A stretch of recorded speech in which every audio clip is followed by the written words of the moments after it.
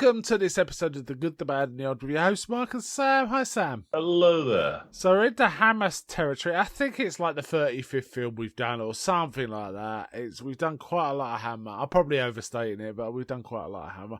This is the fourth Mummy film. And I had a bit of trouble remembering distinguish between the last two we watched, because the first one had Christopher Lee's the Mummy and it's got some really cool shots, so it's kind of memorable. The second one, I had to watch a bit of the trailer to remind myself. It's the one where there's a sketchy American businessman talking about Turkish delight, if that rings any bell. Absolutely cannot remember these two films. Well, it's kind of tame. The third one was the one I think we liked the most, because it was Mummy as kind of a weird Jason character. He was like crashing people's heads and... Yes, that I do remember. Yeah, that was much more memorable. This is the fourth and final Mummy film that Hammer did. Now it's got something missing. Did you notice? There was something majorly missing in this. A mummy, yeah. A mummy. No mummy whatsoever. It's not really a mummy, the villain in this one. I guess it doesn't break the title because it says... Well, it kind of does because there's no mummy in that tomb either. But there is an Egyptian who's been tombed up for millennia. But she hasn't rotted away. That's the thing. No, she's fine. Kind of aside from a severed hand. She's doing pretty good. Yes, not bad. And it's kind of bloody, this one, isn't it? It doesn't skimp on the blood. Okay, so it starts with what looks like some sort of opening scene where these priests are doing something to this woman. They stick a horn up her nose and pour liquid up her nose. Yeah. A drop of black liquid. They cut off her hand and throw it out to the dogs. And I assume the dogs ate it, but they don't. No, they'd go to eat it and then die. Yeah, and then the hand just crawls off on its own. Quite a good effect. They did it by having it always slightly at the top of a mound or something. So obviously there was someone behind using the hand, but it looked good. And Valerie Leon is the lead in this. She's both this princess that gets her hand cut off and like one of the main characters. Her only main role in a film, as far as I know, she wasn't bad actually. She's most famous for how she looks. You know, she's very voluptuous and statuesque, and she's often in. She's been in like Bond films as not a main character, but you know she's that kind of Carry On film. She was in the Carry On film, and it was kind of funny that in one of them she kind of gets mistaken. No, Bernard Bresslaw gets dressed up in drag to enter a beauty contest. Bernard Bresslaw, he's about 6'6". Yeah, I know who Bernard Bresslaw. Yeah. But he runs away, and they kind of think they catch him. But it's Valerie Leon, who looks like a woman for a start, not like Bernard Bresslaw. And then they demand to prove she's a woman, and she just opens her dress. You know, yep, she's a woman, and it's kind of that. And there's a lot of that in this. There's a lot of bare midriffs and things like that. At one point, we do actually see a bottom, but that's not her.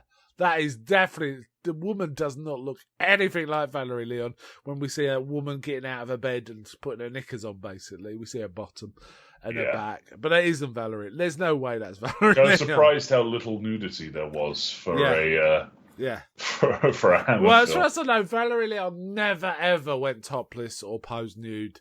It wasn't her thing.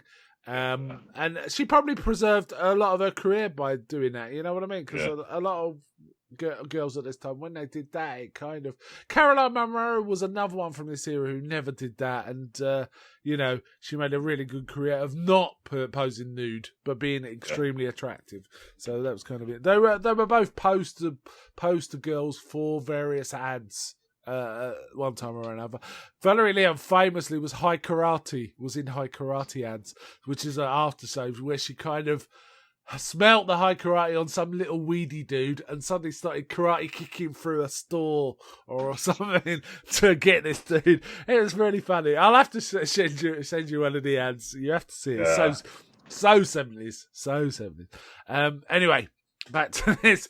Anyway, we see all this going on, but then it seems to be a dream of of basically Valerie Leon as Margaret. Yeah. Margaret Fuchs. Valerie Leon also playing the woman that gets got by the priests. So Yeah. Well, the princess Terra, right? The evil Queen Terra. Queen Terra, who can possess people's minds and things like that. And she's kind of beyond good and evil. Is a they keep saying that. Yeah. Before we get into the plot, though, what did your general feel on the film? Did you like it? This is the best of the Mummy films. It was memorable. It was, considering there was no mummy, it was fine, right? It was kind of interesting. There was genuinely some moments which were tense, not just goofy. There was some, I'm feeling a bit of tension here watching this. I want to know what's going to happen next. So that was kind of interesting. Quite a different directorial style than what we're used to, I thought. Directed and last film of Seth Holt. And this film was kind of cursed from the sound of it, frankly. Fuchs, played by, great turn by Andrew Keir, was actually started by Peter Cushing, who did one day of filming and found out his wife was diagnosed with emphysema and he quit to go look after her. Yeah. And there's another one, which is the direct. Right, there's a scene in this where a guy has a heart attack and dies, isn't there? Right.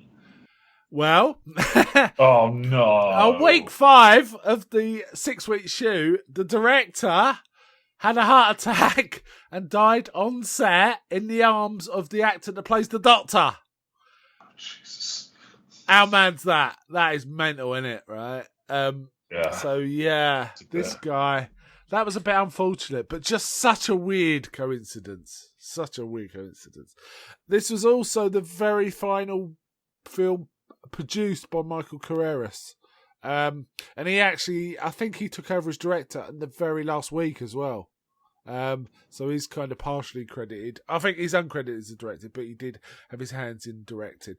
Weird, right? It was also and I think only in name and maybe some of the character names, it was based on a Bram Stoker book called The Jewel of the Seven Stars that he wrote, I think, I saw that 10 years after Dracula. Doing the what felt like ages intro credits. Oh man, it went on. This. It was, and it was pictures of stars, wasn't it?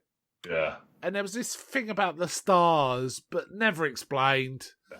And it was the plough as well, right? It was just the plough or the big dipper, whatever you want to call it, the frying pan, whatever you want to call it. It was those 7 stars. And I did have a quick gander at what the story of the Jewel of the Seven Stars was about, and there is a Queen Terror in it, but it sounds kind of different.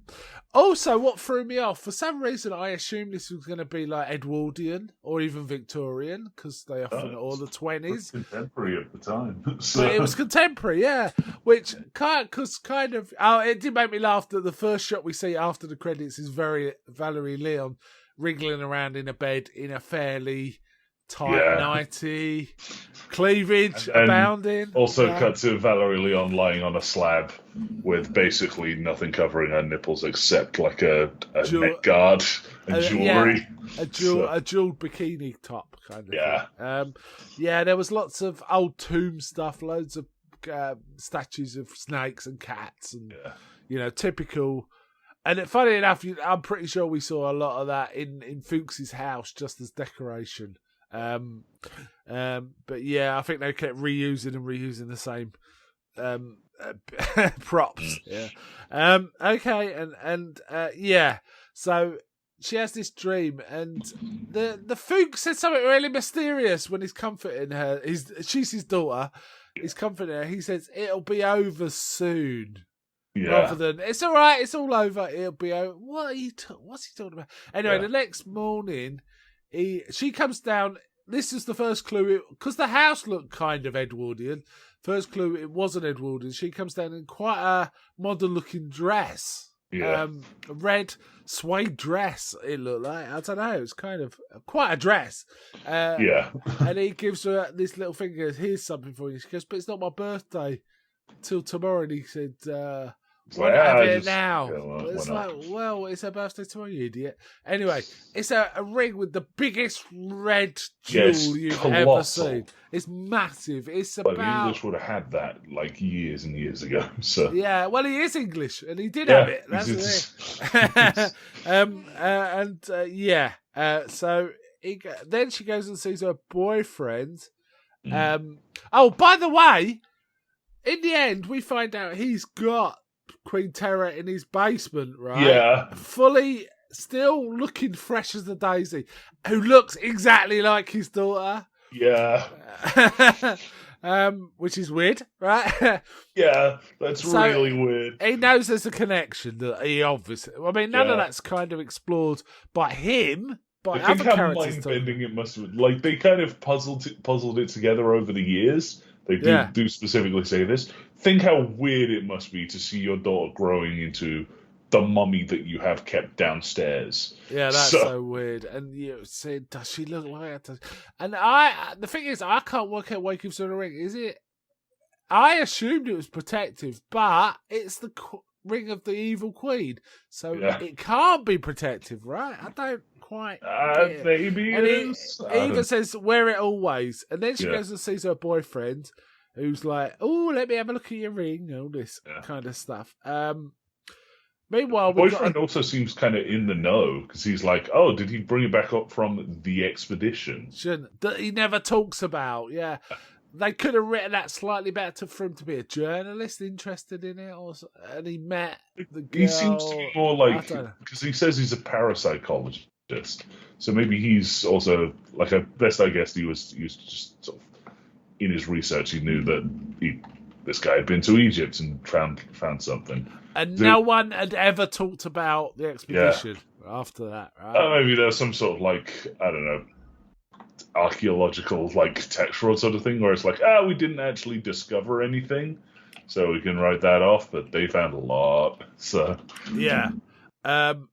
Margaret, well, there's also a bloke across the road who keeps looking out at them who is connected, who we eventually find out is connected. So that's like weird. A man, you went on an expedition, bought a house across the road, and somehow you don't know it. Is the implication? I don't know. It's a bit weird. So essentially, what happens next? There's also I was confused. There's a mad guy as well. There's a man. Bram Stoker. If this is from the book, Bram Stoker loves doing characters in insane asylums, doesn't he? Yeah. The weird thing is, this insane asylum. The way the porters were was more like Victorian. They were teasing the inmates and laughing, and they called it. Did they call him Old Snakey as well? Yeah, they called him Old Snakey because the only thing that would calm him down was a snake statue that he had. Statue, which kind of rendered him quiet. And people keep coming in to try and find the snake statue. And it's in a cupboard. There's nowhere it could. Where is it? You need to tell me, old man. And it's in a cupboard 2 feet away from it. Yeah, the only cupboard in it's not even like hidden. Like the door is frequently just open, and it cuts to like a almost comedic camera shot of the snake just sort of peering out of the. There's lots of. Did you notice? And the attendants keep getting the snake out to sort of wave it in his face. There was one point I noticed that wasn't really raised again, but I noticed it when he gave her the ring. Right. Yeah. Before we get on, did you notice there was a red mark across her wrist, like she'd slashed her wrist? No. Yeah. They made it quite clear. And I was thinking, is she cut her wrists? Is it a birthmark? And they never explain it. It's never explained. So it's kind of another indication she's psychically bound to Queen Terra as well. Yeah, I guess so. Yeah, it's weird. Anyway, and I think she's meant to be 18, and she doesn't look 18. She definitely doesn't look 18. Lots of... And there's also other characters pop up. There's a woman who's a fortune teller who suddenly sees the stars in her crystal ball and tells... Immediately, bails on the fortune that she's right. She tells her to get out, take your stinking coat with you, or something she says. It's like a bit extreme. And it turns out she was also on an expedition, but became a fortune teller. And she's got a cat statue as well. And then there's another bloke who's The thing is, I was confused. There seemed to be two blokes, kind of semi-demented, though one wasn't. Yeah, the two sort of menacing guys. Well, no, there was another bloke. There's one. Basically, Terra. Margaret kind of gets more and more not herself. Let's put it that way. She starts wanting to do stuff that is arranging the artifacts for Queen Terra. Something about getting the artifacts raises her again or something. Yeah. But and then she starts to act queenly. You know, she orders men to do stuff, which made me laugh. There was one bit, and I'm jumping ahead towards the end, where her boyfriend says, "We've got to go now," and she says, "Why?" And he just slaps her across the face. Yeah, that was a bit insane. He didn't. No explanation. No build up to it. It's just, what? Why did he do that? That was weird. Anyway, she kills him. Yeah. Oh yeah. He accidentally kills him, right? There's a lot of people get. But we should have even mentioned the priest at the beginning. When they leave the tomb, this kind of weird wind kind of surrounds them and cuts their throats, it looks like. Yeah. There's lots of blood in this. There's lots of throat cutting as well. There was one bit where one of the guys, we don't quite know what happened to him because old Margaret Stroke Terror has gone to talk to him and demanded something of him, one of the artifacts. And then her boyfriend goes to... She leaves... And her boyfriend bumps into her on the way to see this bloke. Says, "Where is he?" He goes, "No, there's nothing here." And she just leaves. Anyway, he goes and investigates and finds a pile of junk fallen on top of this guy with his throat cut again. Yeah. So it's like, oh man, this is so weird. Anyway, it ends up with them all in the tomb. The sketchy bloke across the road reveals that he knows this, and he keeps going on about, Queen Terror will teach us more than we could ever know. She's beyond good and evil. She knows how to control minds, all this. And he talks Margaret into joining in. Fuchs has also had, is it a stroke or something? Yeah, after he gives the ring away, he has a stroke. He ends up half paralysed, they say. Basically, as soon as they give an artifact away, something bad happens. Yeah. And in fact, there was also a very weird scene when Margaret goes and visits the fortune teller for the cat. Yeah. Where I was confused because a bloke opened the door, but you saw a hand with bright red nails and long fingernails. And I was trying to work out, is that Margaret's hand? And she's leaning against the door. I couldn't work it out. But it turns out this bloke, who we don't know from Adam, who we've never seen before, has got full red painted nails. And I think they're trying to be trendy. Maybe. Because he's dressed like a hippie. Odd thing, no matter what. So. And he goes and sits in the room, and then Margaret kicks off, and we get there's a lot of swirly papers being blown about as well. Yes, there is. Interesting direction, because he does build the tension quite well in a few bits. But it's such a bonkers film. It really is quite. It's not as bonkers as some. It's not as bonkers as Lost Continents, or anything like that. But it is pretty bonkers. But it does end. I quite like the end. Did you like how it ended? Yeah, it's just flat out not clear. No, if she got her if the resurrection happened. Well, or not. Basically, the hand starts. The stump starts pumping out blood. Old Terror gets up and starts fighting Margaret, and they're sort of saying, I am you, and all this kind of stuff. Yeah. And then all the house starts shaking and falls down. It collapses. And then we see that she's bandaged up. The nurses don't know who she is. They're like, well, she's the only one that can tell us who she is. Yeah. And then she's fully bandaged up like a mummy. Except her eyes. Except for her eyes, which open.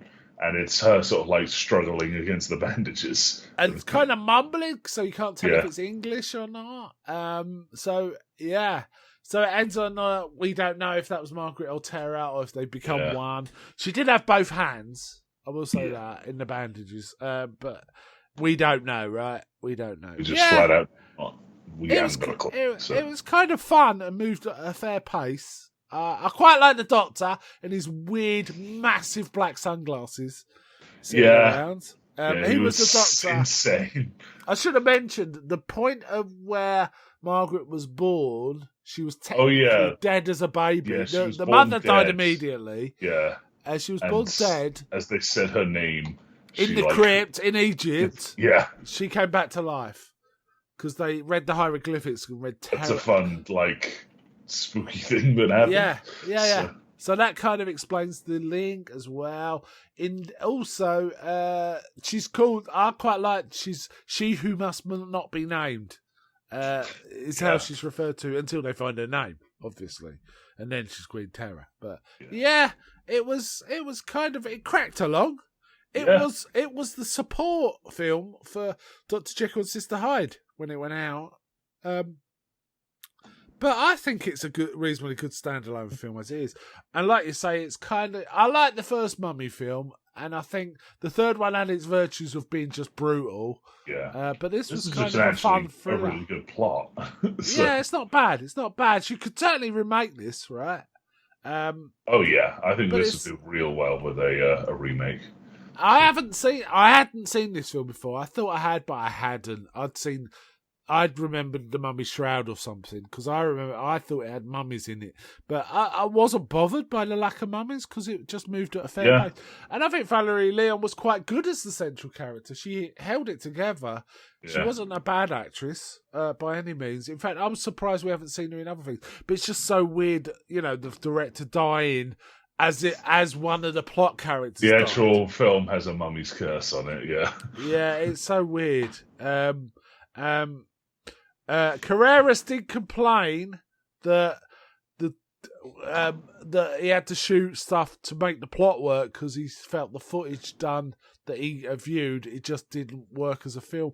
But I don't believe that. I don't think he would have. I can't believe in 1 week. It's an odd thing to have a complaint. So. Yeah. I can't believe in a week you'd suddenly be able to make it a film that works. I think it mostly did work, and he's just moaning about some minor stuff. What he probably meant is he was hoping, maybe he may have been paraphrased. He was hoping the 5 weeks done already was enough, but he had to step in and do more. But that's a hell of a thing to work out and do in 1 week, isn't it? That's honestly impressive. So. Yeah. It had a good energy, this film. And what I'm looking at some of the reviews, some people, New York Times Variety, referred to it as polished and well acted, but rather tame. No, I don't think it was that tame. I thought it was pretty that was fun. The bleeding stump was a really good effect. Yeah, the crawling hand was a good effect, and the crawling hand was a really good, amazing effect. But it just did look like a stump, like a cut stump. Yeah. So. Yeah, there was the blood pumping out of it. I like the cast as well. I thought Andrew Keir's good. We've seen him as Quatermass. We've seen him as Father Sandor, and now we've seen him as this guy. And I also quite like the Doctor, Aubrey Morris. He didn't have much to do, but he was quite charismatic and funny, just sitting around in his massive black sunglasses indoors. It has to be said, indoors, looking like a cool dude. So not bad. Any final thoughts, and we'll rate it? No, nothing new extra I can think of. Okay, how would you rate it? I would rate this generally like an 8 or something like that. Oh, I wouldn't put that. Really I'd put it at 7, but it was enjoyable. It wasn't boring like some of the ones we've seen. Is it? Do you know what I mean? It gets on with some business. Of these. I don't know if it's because we did all the Universals and all the Hammers. Maybe I don't know. We should have.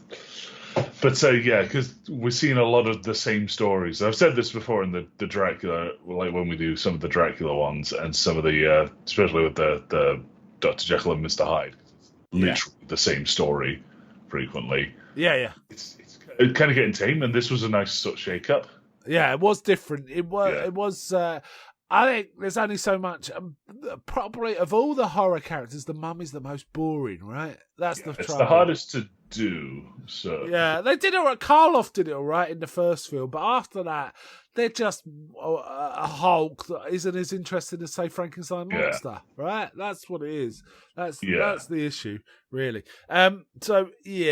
Okay, all right. I would give this a 7 out of 10. You'd say 8ish, so that's good. 8. That's good.